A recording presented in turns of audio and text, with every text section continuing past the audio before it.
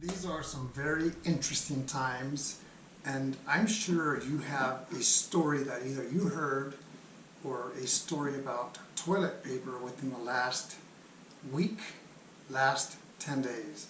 My wife and I stepped out. We've been looking for toilet paper and can't find any. The good news is I was able to find one about 10 days ago, and it had maybe 10 rolls in there. So we still have those. And I like to be cautious, and it's not that I panicked, but because of the people that are panicking and buying everything, it has an effect on everyone. Where, perfect example, you can't find toilet paper. So we went to a store, and I was looking at some trees first, and then I said I'll catch up to my wife shortly, and I did. On my way looking for my wife, I was able to go into the aisle that has toilet paper. And to my surprise, they had a little bit of toilet paper. And I picked one up, and it said limit 2 per customer. So I picked one up, had some other people right behind me picking some up as well. Showed it to my wife. She goes, "Wow, you found some. How much is it?" This is what I found. Nothing spectacular, but of course, in these times, it is desirable. 6-pack. It said $14 and change, and I was like, well, I don't really know if that's expensive or not because my wife is the one that usually buys this. And when I told her it was $14, her jaw dropped, and she's like, oh, you could see the look in her face. Then they had another one, something like this, and this one said $10. And I was like, well, I'd rather have both of these than nothing. And for the next few minutes, what happened was I picked up this one right here.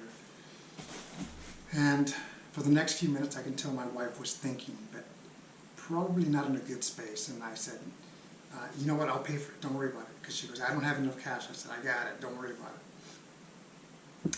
And when we went to go check out, it turns out that this right here was $5.35. It was just mislabeled because what they're doing at these stores is they're putting product out. $5.35. And I said, you know, I should go get another one. So I went back for another one of these, and they were all gone that quick. I said, you know what? Don't know how much this is, but it's probably not going to be $10.